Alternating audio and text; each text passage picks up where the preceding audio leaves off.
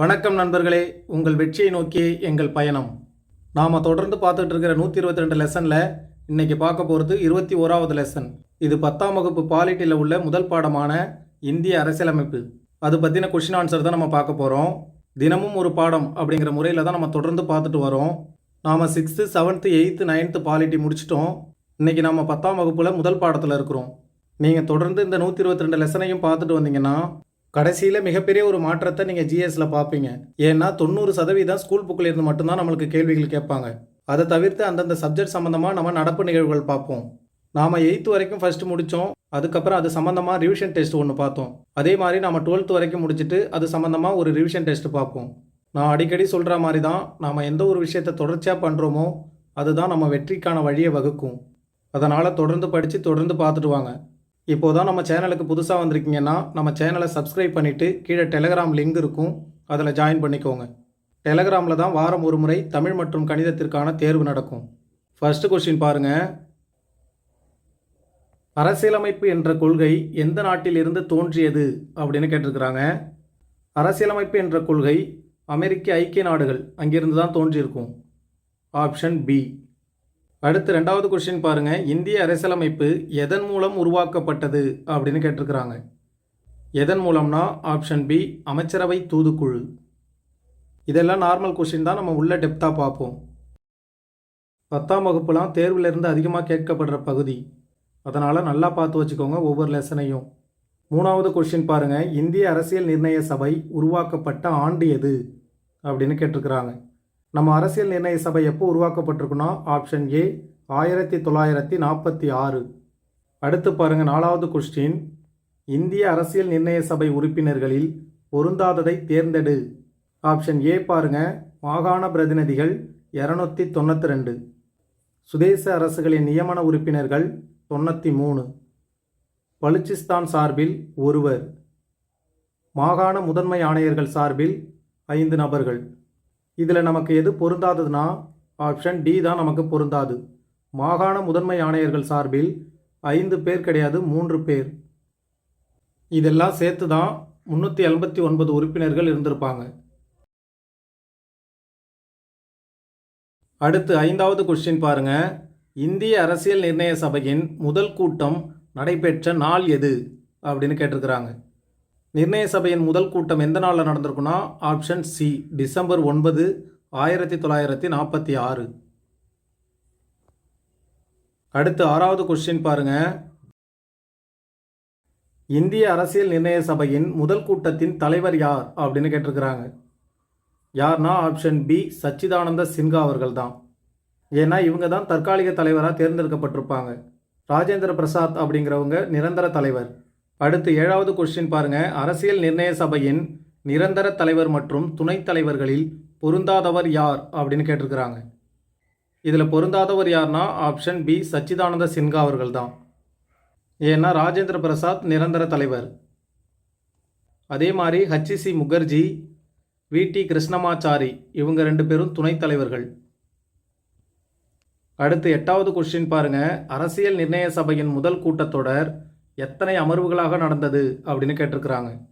அரசியல் நிர்ணய சபையின் முதல் கூட்டத்தொடர் எத்தனை அமர்வாக நடந்திருக்குன்னா ஆப்ஷன் சி, 11 அமர்வுகளாக 166 நாட்கள் நடந்திருக்கும்.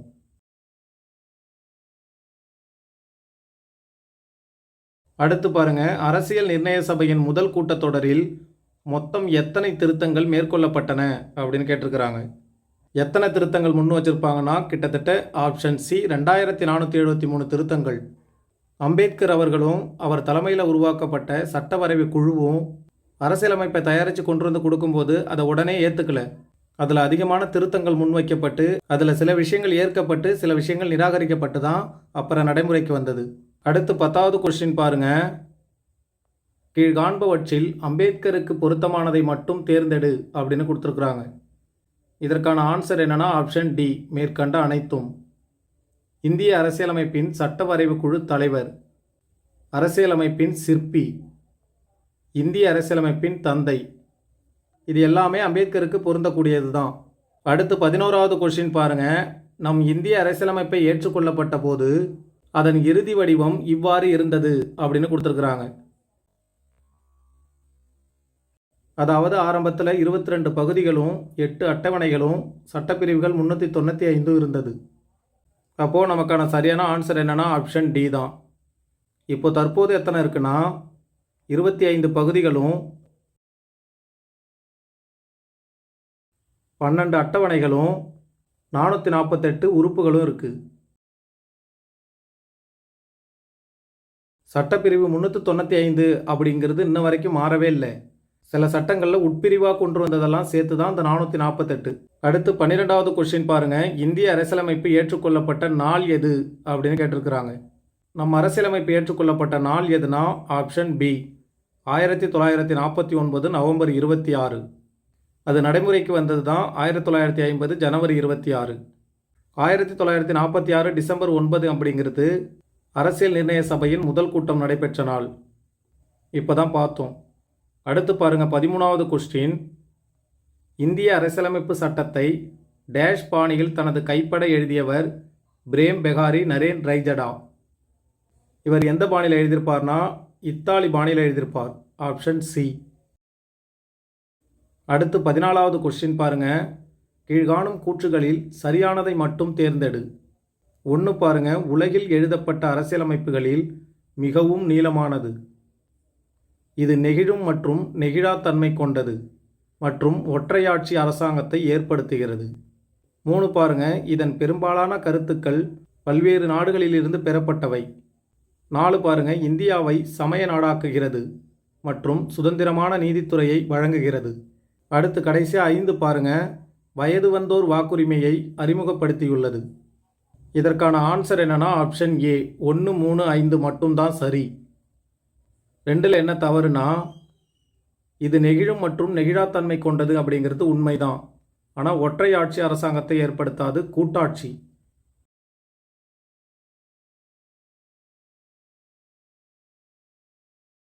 அதே மாதிரி 4ல் என்ன தவறுன்னு பாருங்கள். இந்தியாவை சமய நாடாக்குகிறது அப்படின்னு கொடுத்துருக்குறாங்க.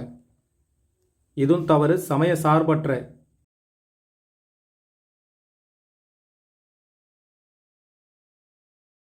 சமய சார்பற்ற நாடாக்குகிறது. அடுத்து 15 பாருங்கள். நேருவின் குறிக்கோள் தீர்மானம் அரசியல் நிர்ணய சபையால் ஏற்றுக்கொள்ளப்பட்ட ஆண்டு எது அப்படின்னு கேட்டிருக்கிறாங்க. எந்த ஆண்டுனா ஆப்ஷன் பி 1947. எந்த டேட்லனா ஜனவரி 22.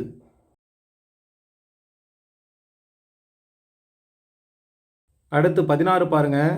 1789 ஆண்டு ஏற்பட்ட டேஷ் மூலம் முழங்கப்பட்ட எந்த வார்த்தைகளை இந்திய அரசியலமைப்பின் முகவுரையில் நாம் சேர்த்துள்ளோம் அப்படின்னு கேட்டிருக்கிறாங்க. எந்த புரட்சியின் மூலம் முழங்கப்பட்ட வார்த்தைகள்னா ஆப்ஷன் பி பிரெஞ்சு புரட்சி. அடுத்து 17 பாருங்க. சிட்டிசன் எனும் சொல் சிவிஸ் எனும் எம்மொழி சொல்லிலிருந்து பெறப்பட்டது அப்படின்னு கேட்டிருக்கிறாங்க. எந்த மொழி சொல்னா லத்தீன் மொழியிலிருந்து பெறப்பட்டது. சிட்டிசன் அப்படின்னா அதற்கான பொருள் என்னன்னா நகர அரசில் வசிப்பவர்.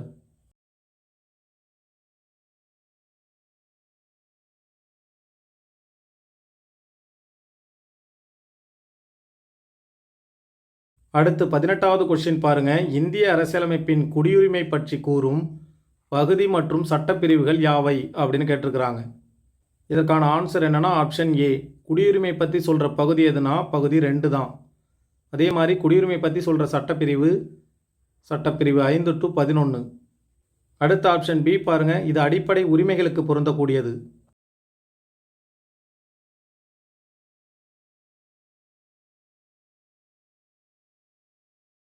அடுத்த ஆப்ஷன் சி பாருங்க. 14 சட்டப்பிரிவு 36 to 51. இது அரசு நெறியுறுத்தும் கோட்பாடு.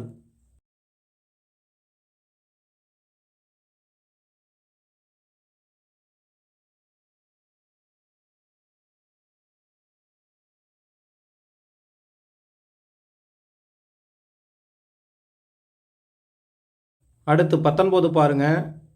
முகவுரை பற்றிய கூற்றுகளில் தவறானதை தேர்ந்தெடு அப்படின்னு கொடுத்துருக்குறாங்க. இதற்கான ஆன்சர் என்னன்னா ஆப்ஷன் டி எதுவும் இல்லை, தவறானது. 1 பாருங்க.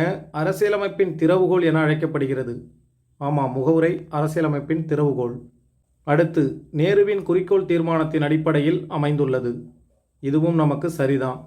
அடுத்து முகவுரை இதுவரை ஒரு முறை மட்டுமே திருத்தம் செய்யப்பட்டுள்ளது.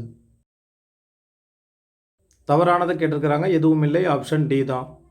அடுத்து 20வது கொஸ்டின் பாருங்கள். 1976ஆம் ஆண்டு 42வது சட்ட திருத்தம் மூலம் முகவுரை திருத்தப்பட்டு அதில் புதிதாக சேர்க்கப்பட்ட வார்த்தைகளை தேர்ந்தெடு அப்படின்னு கொடுத்துருக்குறாங்க. இந்த 42வது சட்ட திருத்தத்தின் மூலம் சேர்க்கப்பட்ட வார்த்தைகள் எதுனா ஏ பாருங்கள், சுதந்திரம், சமத்துவம், சகோதரத்துவம். இந்த 3 வார்த்தைகளையுமே சேர்த்துருப்பாங்க. நமக்கான ஆன்சர் என்னென்னா ஆப்ஷன் டி, மேற்கண்ட அனைத்தும். அடுத்து 21வது கொஸ்டின் பாருங்கள். குடியுரிமை சட்டம் இதுவரை எத்தனை முறை திருத்தம் செய்யப்பட்டுள்ளது அப்படின்னு கேட்டிருக்கிறாங்க.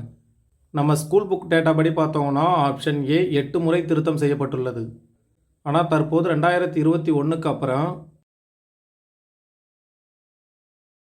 9 முறை திருத்தம் செய்யப்பட்டுள்ளது. இந்த மாதிரியான கொஷின்லாம் நல்லா பார்த்து வச்சுக்கோங்க.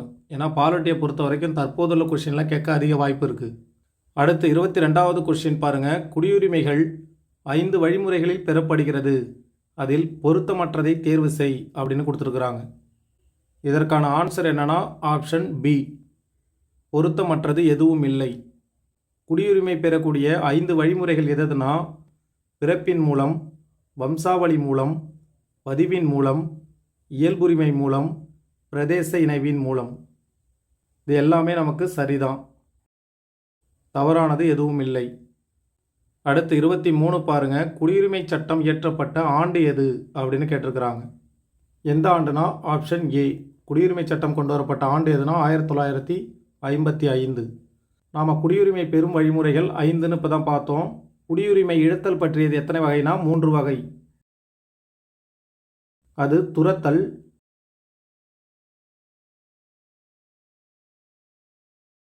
அதே மாதிரி முடிவுறச் செய்தல்,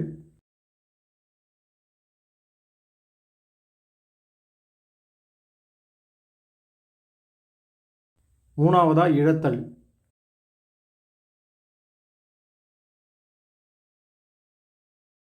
குடியுரிமைகள் பெரும் வழிகள்னா 5, குடியுரிமை இழத்தல் 3 வகை. அடுத்து 24வது கொஸ்டின் பாருங்க. அடிப்படை உரிமைகள் எந்த நாட்டில் இருந்து பெறப்பட்டவை அப்படின்னு கேட்டிருக்கிறாங்க. எந்த நாடுனா ஆப்ஷன் ஏ, அமெரிக்கா. அடுத்து 25வது கொஸ்டின் பாருங்க. இந்திய அரசியலமைப்பின் மகாசாசனம் என்று அழைக்கப்படும் பகுதி எது அப்படின்னு கேட்டிருக்கிறாங்க. நம்ம அரசியலமைப்பில் எந்த பகுதி இந்திய அரசியலமைப்பின் மகாசாசனம் அப்படின்னு அழைக்கப்படுதுன்னா ஆப்ஷன் பி, பகுதி 3 தான். அதாவது அடிப்படை உரிமைகள் உள்ள பகுதி. அடுத்து 26 பாருங்க. எந்த சட்டப்பிரிவு அரசியலமைப்பிற்குட்பட்டு தீர்வு காணும் உரிமையாக உள்ளது அப்படின்னு கேட்டிருக்கிறாங்க. எந்த சட்டப்பிரிவுனா ஆப்ஷன் பி, 32வது சட்டப்பிரிவு. அடுத்து 27 பாருங்க. நீதிமன்ற முத்திரையுடன் நீதிமன்றத்தால் வெளியிடப்படும் கட்டளை அல்லது ஆணை எது அப்படின்னு கேட்டிருக்கிறாங்க. எதுனா ஆப்ஷன் டி, நீதி பேராணை. உச்சநீதிமன்றம் மற்றும் உயர்நீதிமன்றங்களில் வெளியிடப்படும் நீதி பேராணைகள் எத்தனை வகை அப்படின்னு கேட்டிருக்கிறாங்க. எத்தனை வகைனா ஆப்ஷன் பி, 5 வகை. எது எதுன்னு பார்த்தீங்கன்னா ஆட்கொணர்வு நீதி பேராணை,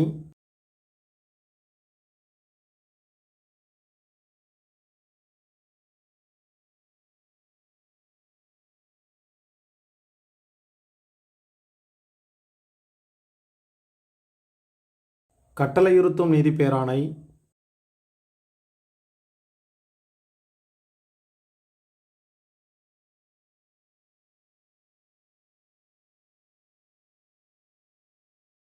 தடையுறுத்தும் நீதி பேராணை,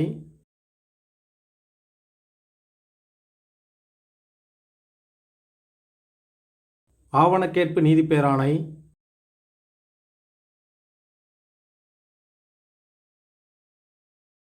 கடைசியாக தகுதி முறை வினவும் நீதி பேராணை.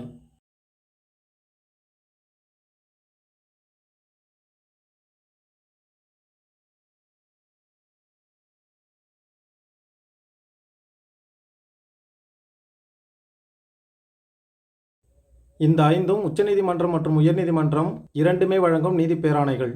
அடுத்து 29வது கொஸ்டின் பாருங்க. சமத்துவ உரிமைகளை பொறுத்துக அப்படின்னு கொடுத்துருக்குறாங்க. பிரிவு 14 பாருங்க. சட்டத்தின் முன் அனைவரும் சமம். பிரிவு 15 பாருங்க. பாகுபடுத்துவதை தடை செய்தல். பிரிவு 16 பாருங்க. பொது வேலைவாய்ப்புகளில் சம வாய்ப்பு. அடுத்து பிரிவு 17 தீண்டாமையை ஒழித்தல். அடுத்து 18 பாருங்க, இராணுவ மற்றும் கல்விசார் பட்டங்களை தவிர மற்ற பட்டங்களை நீக்குதல். அப்போது நமக்கான ஆன்சர் என்னன்னா ஆப்ஷன் ஏவில் இருக்குது. 4, 3, 2, 1, 5. அடுத்து 30வது கொஸ்டின் பாருங்க, எந்த சட்ட திருத்தத்தின் மூலம் சொத்துரிமை பிரிவு 31 அடிப்படை உரிமைகளில் இருந்து நீக்கப்பட்டு பகுதி 12 பிரிவு 300A கீழ் வைக்கப்பட்டுள்ளது அப்படின்னு கேட்டிருக்கிறாங்க. எந்த சட்ட திருத்தம்னா ஆப்ஷன் பி 44வது சட்ட திருத்தத்தின் மூலம்தான். எந்த ஆண்டு திருத்தம் செஞ்சுருப்பாங்கன்னா 1978. அடுத்து 31 பாருங்க, பொறுத்துக சுதந்திர உரிமையை பற்றி கொடுத்துருக்குறாங்க.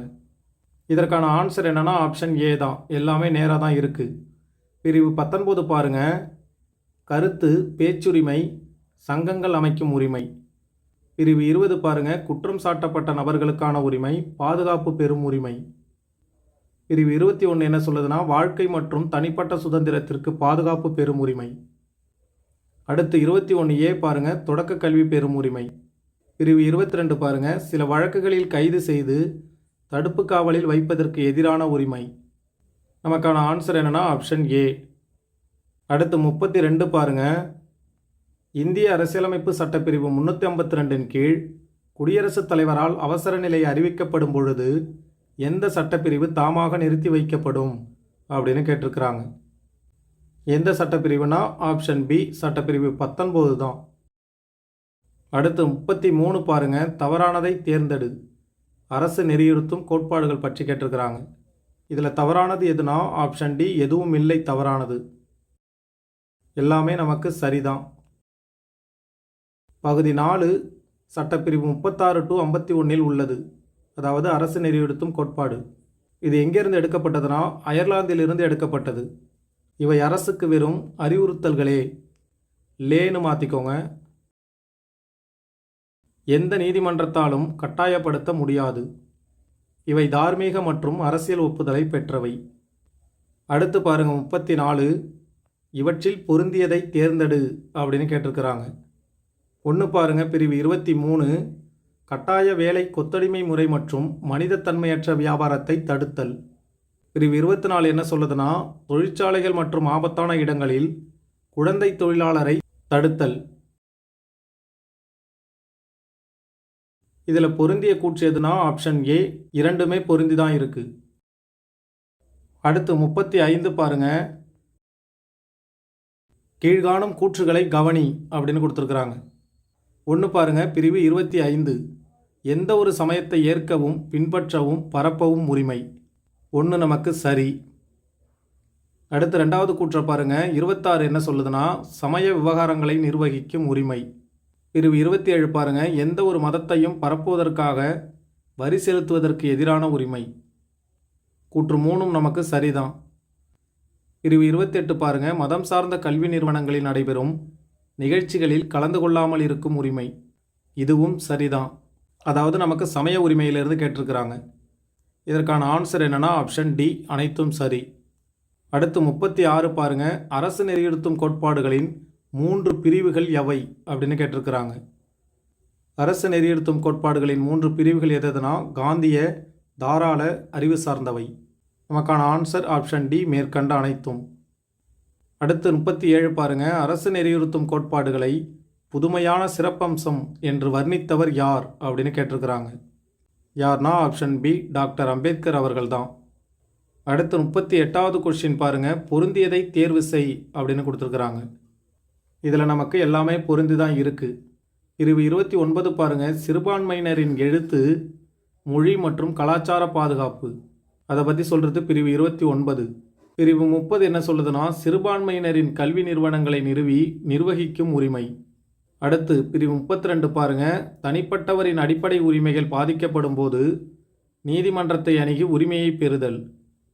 நமக்கு எல்லாமே புரிந்து தான் இருக்குது. ஆப்ஷன் டி தான் ஆன்சர். அடுத்து 39 பாருங்க, 2002ஆம் ஆண்டு 86வது சட்ட திருத்தத்தின் மூலம் சட்டப்பிரிவு 45 திருத்தப்பட்டு பிரிவு 21A கீழ் அடிப்படை உரிமையாக சேர்க்கப்பட்டது எது அப்படின்னு கேட்டிருக்கிறாங்க. எது 21A கீழ் அடிப்படையாக சேர்க்கப்பட்டிருக்குன்னா ஆப்ஷன் ஏ தொடக்க கல்வி தான்.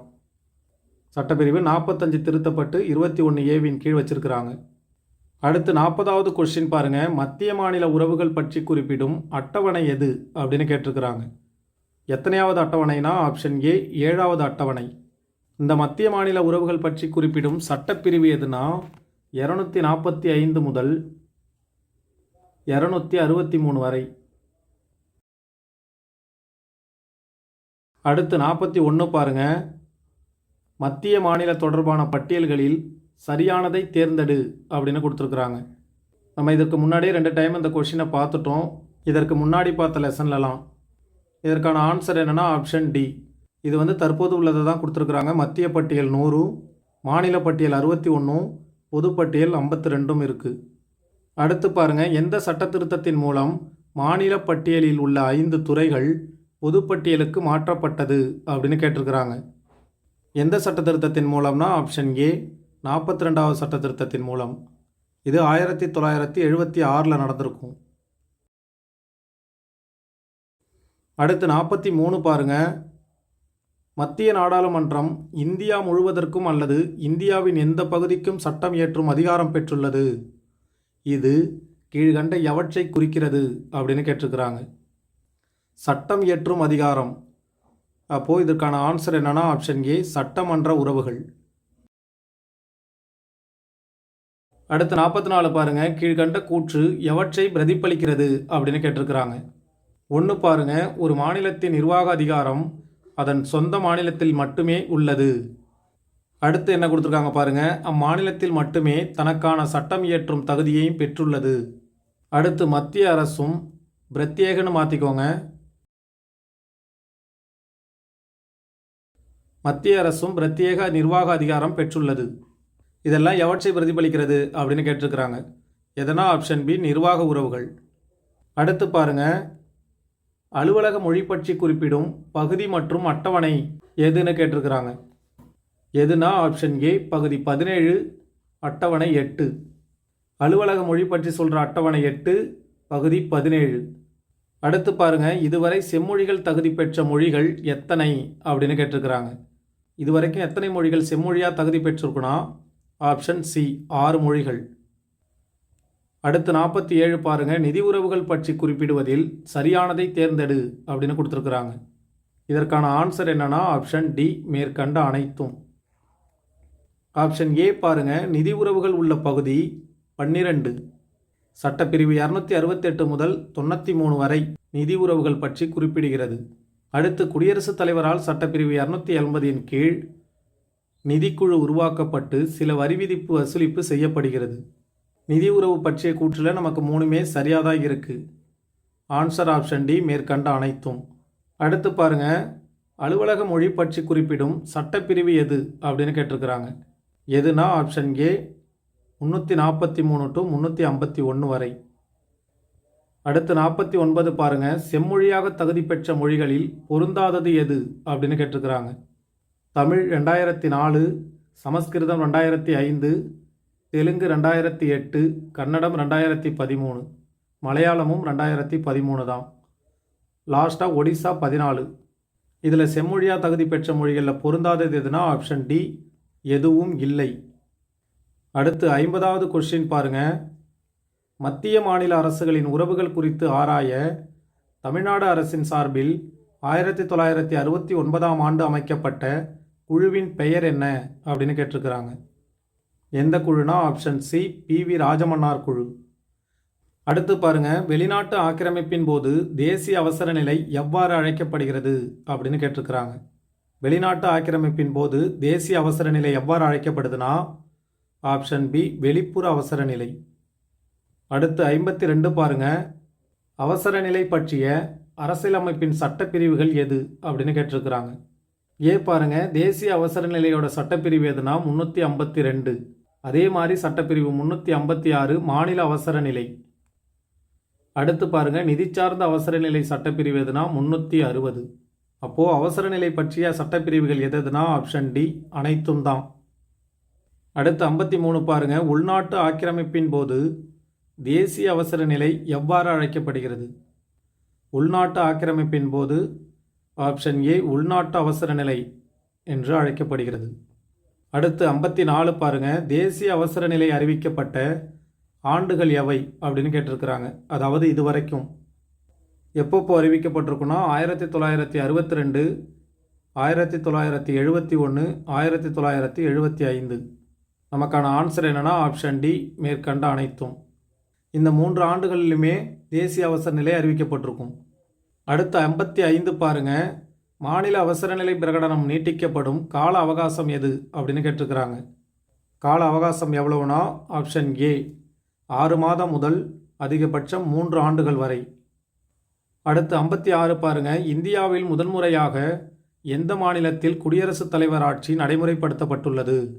எங்கே முதல்ல குடியரசுத் தலைவர் ஆட்சி நடந்திருக்குன்னா ஆப்ஷன் ஏ பஞ்சாபில் தான். எந்த ஆண்டுலனா 1951. அடுத்து 57 பாருங்க, நிதி சார்ந்த அவசர நிலை பிரகடனம் இதுவரை எத்தனை முறை அறிவிக்கப்பட்டுள்ளது அப்படின்னு கேட்டிருக்கிறாங்க. இதுவரைக்கும் நிதி சார்ந்த அவசர நிலை பிரகடனம் அறிவிக்கப்படவே இல்லை. அப்போது ஆப்ஷன் டி தான். அடுத்து 58 பாருங்க, அமெண்ட்மெண்ட் என்ற சொல்லின் பொருள் என்ன அப்படின்னு கேட்டிருக்கிறாங்க. இதற்கான ஆன்சர் என்னன்னா ஆப்ஷன் ஏ கீழ்கண்ட அனைத்தும். பாருங்க, மாற்றம், மேம்படுத்துதல், சிறு மாறுதல். அமெண்ட்மெண்ட் அப்படிங்கிற வார்த்தைக்கு எல்லாமே பொருந்தும். அடுத்து 59 பாருங்க, அரசியலமைப்பின் 42வது சட்ட திருத்தம் எவ்வாறு அழைக்கப்படுகிறது அப்படின்னு கேட்டிருக்கிறாங்க. ஆப்ஷன் ஏ குறு அரசியலமைப்பு. அடுத்து 60வது கொஸ்டின் பாருங்க, அரசியலமைப்பு செயல்பாடு குறித்து ஆய்வு செய்ய 2000 அமைந்த குழு எது அப்படின்னு கேட்டிருக்கிறாங்க. எதுனா ஆப்ஷன் ஏ வெங்கடாசெல்லையா குழு. அடுத்து 61 பாருங்க, டாக்டர் B.R. அம்பேத்கர் அவர்கள் இதயம் மற்றும் ஆன்மா என்று அழைத்த சட்டப்பிரிவு எது அப்படின்னு கேட்டிருக்கிறாங்க. எந்த சட்டப்பிரிவை இதயம் மற்றும் ஆன்மா அப்படின்னு அம்பேத்கர் அவர்கள் சொல்லியிருப்பாங்கன்னா ஆப்ஷன் பி சட்டப்பிரிவு 32. அடுத்து 62வது கொஸ்டின் பாருங்க, கீழ்காணும் கூற்றுகளை ஆராய்க. இதற்கான ஆன்சர் என்னன்னு பார்த்தீங்கன்னா ஆப்ஷன் டி அனைத்து கூற்றுமே சரிதான். அரசியலமைப்போட 368வது சட்டப்பிரிவில் 3 வகையில் அரசியலமைப்பை திருத்தம் செய்கிறதுக்கான வழிமுறை இருக்கும். அதில் ஒன்று என்னென்னா நாடாளுமன்றத்தின் சாதாரண அறுதி பெரும்பான்மை, நாடாளுமன்றத்தின் சிறப்பு அறுதி பெரும்பான்மை, நாடாளுமன்றத்தின் அறுதி பெரும்பான்மையுடன் பாதிக்கும் மேற்பட்ட சட்டமன்றங்களின் ஒப்புதலை பெறுவதன் மூலம். நமக்கான ஆன்சர் என்னன்னா ஆப்ஷன் டி. அடுத்து 63வது கொஸ்டின் பாருங்க, எல்லம் பூஞ்சிக்குழு அரசின் பல்வேறு நிலைகள் அவற்றிற்கு இடையேயான தொடர்பு குறித்து ஆராய குழு அமைக்கப்பட்ட ஆண்டு எது அப்படின்னு கேட்டிருக்கிறாங்க. எந்த ஆண்டுனா ஆப்ஷன் டி 2007 தான் எல்லம் பூஞ்சிக்குழு. அடுத்து பாருங்க 64வது கொஸ்டின் உங்களுக்கான கொஸ்டின், தேசிய சீராய்வு ஆணையம் யாருடைய தலைமையில் அமைக்கப்பட்டது அப்படின்னு கேட்டிருக்கிறாங்க. இதற்கான ஆன்சரை நீங்கள் தான் கமெண்டில் சொல்லணும். ஒவ்வொரு நாளும் கேட்குற லாஸ்ட் கேள்விக்கான கேள்வி தெரியலைன்னா கமெண்ட் பாக்ஸில் நான் பின் பண்ணி வச்சுருப்பேன், அதில் பார்த்து தெரிஞ்சுக்கோங்க. ஒரு கேள்விக்கு ஆன்சர் தெரியலனா அது சரியோ தப்போ அதை நீங்கள் முயற்சி செய்யும்போது தான் அது ஆழ்மனதில் அதிகமாக பதியும். எக்ஸாமுக்கு போகிறதுக்கு முன்னாடி நாம் எவ்வளோ தப்பு பண்ணுறோமோ அவ்வளோ விஷயத்தையும் நம்ம தெரிஞ்சுக்கிறோன்னு அர்த்தம். உதாரணத்துக்கு உங்களுக்கு தெரிஞ்ச கொஷினை ஒரு 10-20 நாள் கழித்து கேட்டால் தெரியாது. ஆனால் நீங்கள் தப்பு பண்ண கொஷினை ஒரு வருஷம் கழித்து கேட்டாலும் உங்களுக்கு கரெக்டாக ஞாபகம் இருக்கும். அவ்வளோதான் நண்பர்களே. அடுத்து பாடம் 22 சந்திப்போம்.